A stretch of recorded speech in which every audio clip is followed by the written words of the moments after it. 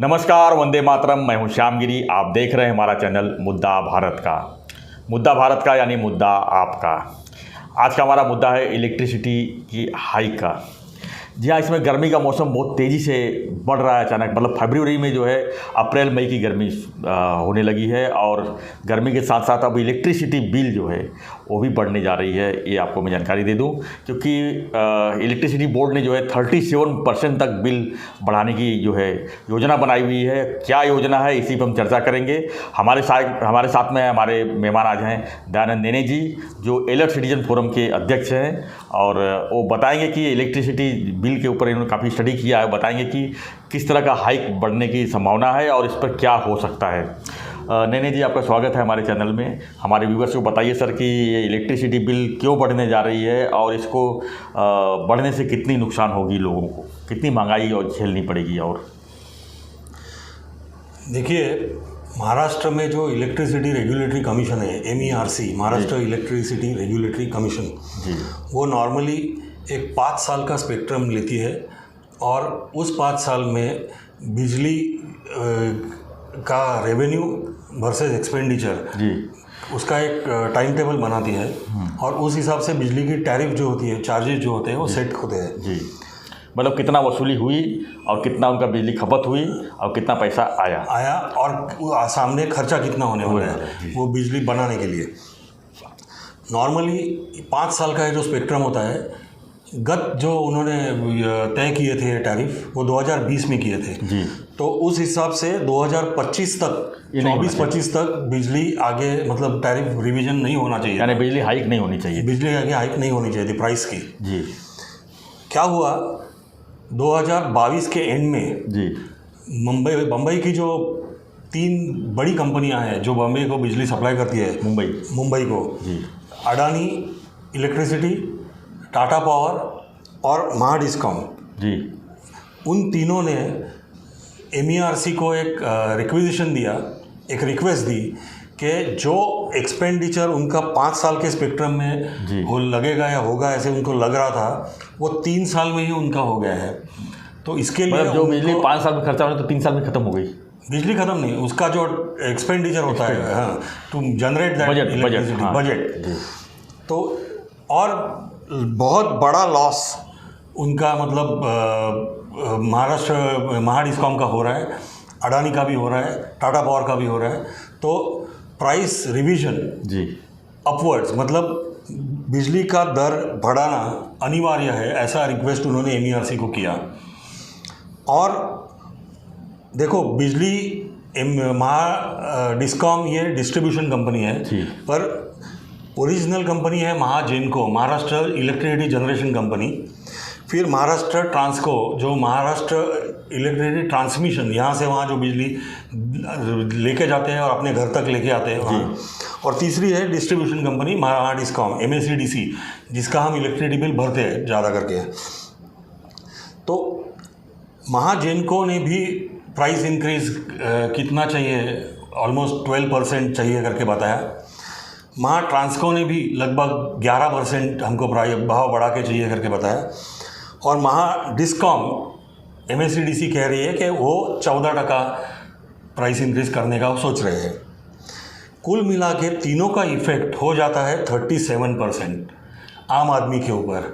और उसको अगर हम यूनिट में ट्रांसलेट करें, पर यूनिट, तो ₹2.55 पर यूनिट बिजली का भाव बढ़ेगा, ऐसे अभी लग रहा है।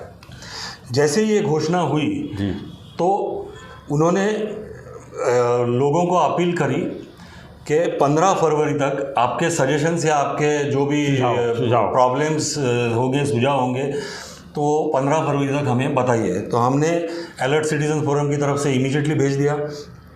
हमारे साथ में जो पेरेंट बिजली वापरने वाले जो ग्राहक है, उनकी एक संगठना है महाराष्ट्र की, और अन्य 35 संगठनाओं ने भी अर्जी करी उनको कि क्या अर्जी दिया, अपने रीजन क्या दिखाया आपने। और उनकी हियरिंग जो थी तो उन्होंने 21 तारीख को 4 दिन पहले रखी थी। अभी उसमें मैं आता हूँ क्या अर्जी थी उसके ऊपर। अर्जी तो एक सबकी थी कि ये ₹2.55 का भार बहुत ज़्यादा पड़ने वाला है लोगों के ऊपर, और इतना प्राइस आप बढ़ाइए मत। ये अर्जी दी। सीधी सी बात है, ग्राहक तो बढ़ाने के लिए हित में नहीं रहेंगे। आप एक सिंपल सी बात सोचो, अगर कोई ग्राहक 200 यूनिट, मतलब गरीब से गरीब ग्राहक 200 यूनिट महीने का कंज्यूम कर रहा है, तो उसके लगभग 500 रुपये बढ़ेंगे बिल में, जब ये वृद्धि होगी 2 रुपये 55 पैसे की।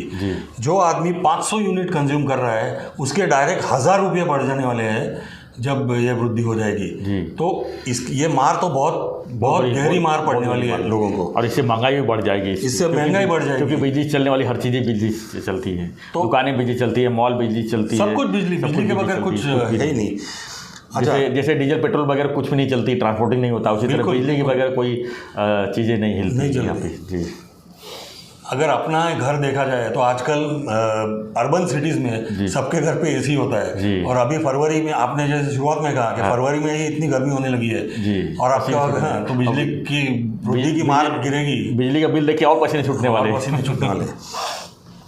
अभी 21 तारीख को जो हियरिंग हुआ, उस हियरिंग के बारे में बताता हूँ। उस हियरिंग में MSEDC ने, it was like one way traffic. उन्होंने सुन के लेने की जगह सुनाने का काम ज़्यादा किया। उन्होंने कहा कि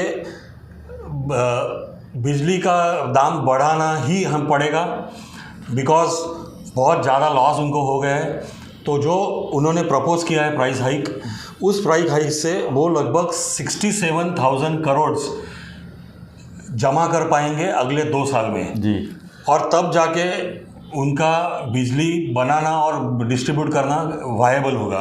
तो इसके लिए हमको बढ़ाना ही पड़ेगा। उसकी जो वजह थी, हम लोगों ने उनको पूछा कि इतनी वजह क्या है इसकी, मतलब आपके हिसाब से इतना लॉस क्यों हो रहा है आपको। तो 2 चीज़ें उन्होंने बताई। एक तो कोल का शॉर्टेज है महाराष्ट्र में, कोयला, तो उनको कोयला महंगा है, महंगा कोयला उनको खरीदना पड़ता है। और दूसरा, पावर जनरेशन कॉस्ट उस हिसाब से बढ़ रही है उनकी। तो जैसे पावर जनरेशन कॉस्ट बढ़ रही है तो हमको अल्टीमेटली उसका मार ग्राहक के ऊपर ही पास ऑन होता है। अभी हमारे कुछ सवाल है, ग्राहक संगठन है उस हिसाब से गवर्नमेंट को। सबसे पहले है कि हमारे महाराष्ट्र में बहुत सारी डिस्टिलरीज है, मतलब अल्कोहल बनाने वाली डिस्टिलरीज जो होती है, उनको कोल लगता है शुगर मोलेसिस और इथेनॉल बनाने ये करने के लिए। तो उनको तो कोयला बराबर मिलते रहता है, उनके तो कोई कमी हो रही है ऐसे कभी मैंने सुना नहीं है। तो सिर्फ पावर जनरेशन के लिए कोयला आपको क्यों नहीं मिलता? Why there is a shortage always for power generation में, you don't get coal for power generation, तकरार आपकी क्यों रहती है हमेशा? दूसरा, ये बात अभी से नहीं है, मेरे ख्याल से मैं तो 15 साल से सुन रहा हूँ कि कोयले की शॉर्टेज है।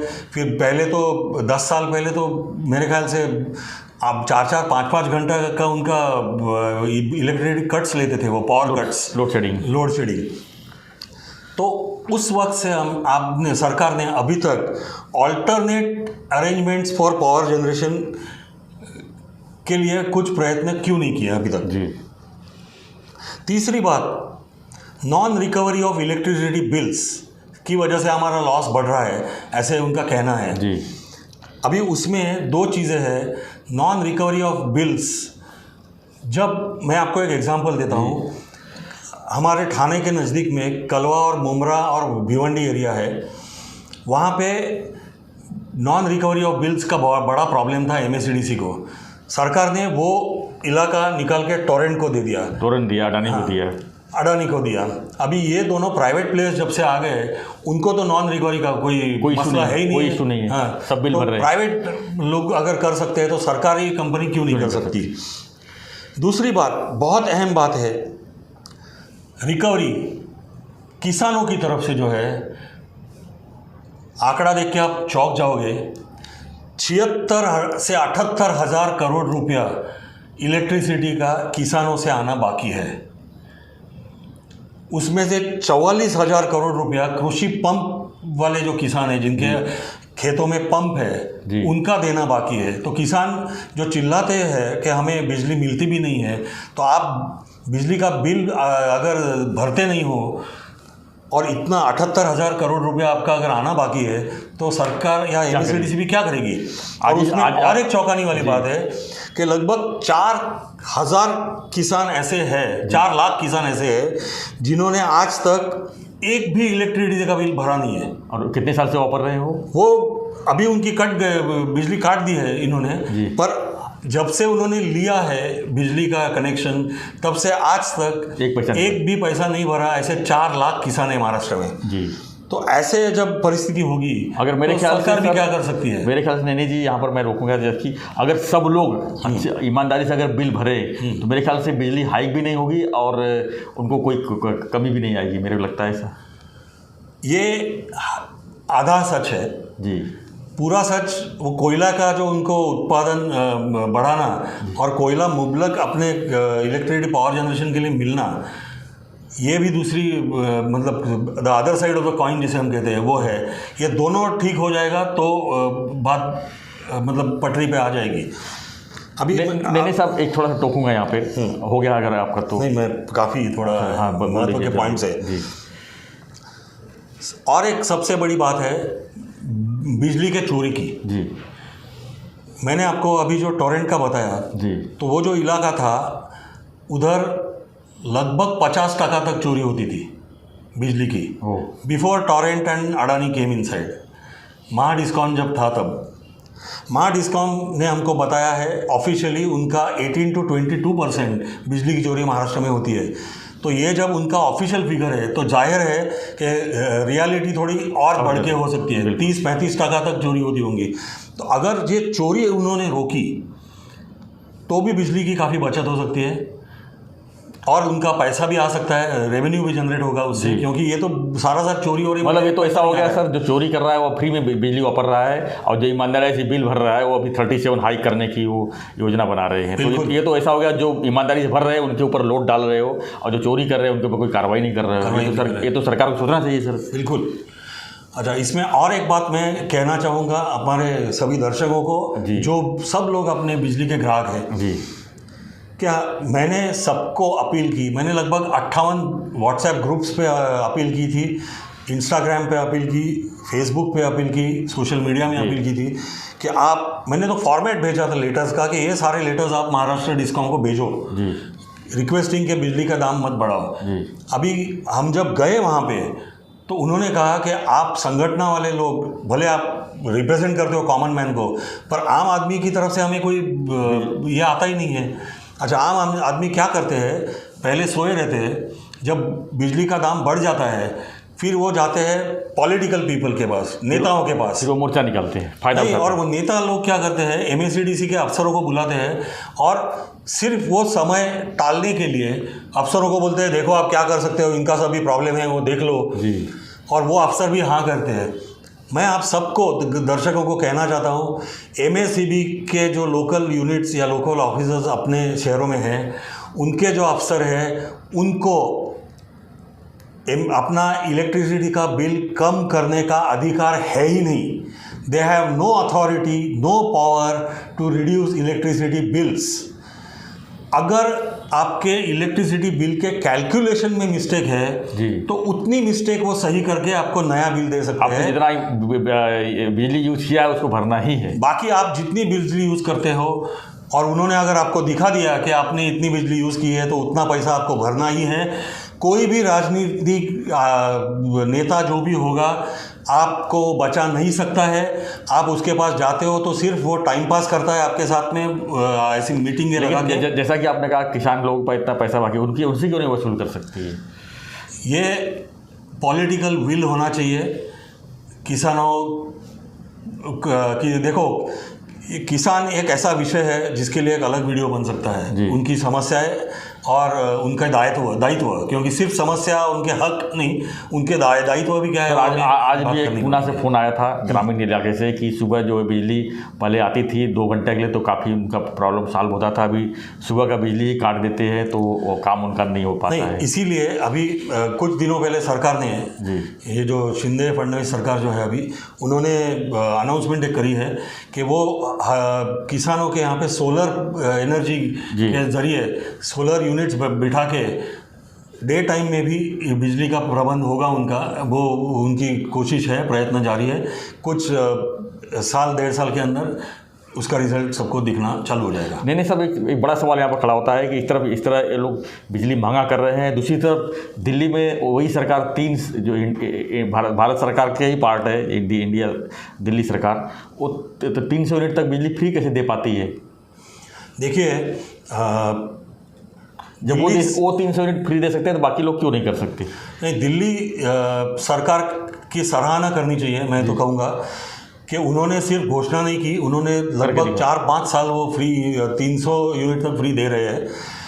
पर देखो उसमें 2 चीज़ें हैं। एक तो दिल्ली सरकार थोड़ा सब्सिडाइज कर रही है छोटे ग्राहकों को, मतलब 200-300 यूनिट तक के जो ग्राहक हैं उनको सब्सिडी दे रही है, पर उसमें लगभग 80% दिल्ली कवर हो गई है जी। और जो बड़े ग्राहक हैं उनको उन्होंने रेट ज़्यादा बना के रखे हैं, डबल रेट कर दिया। हाँ, और उनसे वो रिकवर कर रही है। तो उन्होंने तो बराबर बैलेंस किया है, प्लस चोरी उन्होंने रोकी है, भ्रष्टाचार रोका है। तो इस सब के हिसाब से दिल्ली सरकार कर रही है। बाकी सरकार क्यों नहीं कर सकती? किसानों को भी अगर 300 यूनिट बिजली फ्री मिल जाए वो काफ़ी काम अपना कर सकती है। अपने सरकार के बारे में मैं महाराष्ट्र सरकार को मैं एक अपील करूंगा कि महाराष्ट्र में बहुत सारी बड़ी बड़ी कमर्शियल आउटलेट्स है, इंडस्ट्रीज़ है, इनकी भी काफ़ी बिजली की बिल भरने के बाकी रहते हैं। वो उनके पीछे सरकार नहीं लगती। ये बिजली कंपनियां क्या करती है, छोटे लोग जो है 200 यूनिट 300 यूनिट तक के, वो उनके अगर बिल बाकी रह गई तो उनके पास आदमी भेजते हैं या तो उनके बिल काट देते हैं और उनसे पैसा रिकवर करते हैं। उन्होंने अपना फोकस थोड़ा कमर्शियल यूनिट्स और इंडस्ट्रियल यूनिट्स के ऊपर भी अगर ये किया और सिर्फ छोटे ग्राहकों को परेशान नहीं किया तो मेरे ख्याल से रिज़ल्ट ज़्यादा अच्छा आएगा। जी, तो ये मतलब जो बिजली का हाइक है 37%, तो क्या लगता है आपको ये हाइक होके रहेगा? देखिए अभी तो हियरिंग जो हुई है उसमें हम लोगों ने 37 ऑर्गेनाइजेशंस जो राज्य में है उन सब ने अपील किया हुआ है।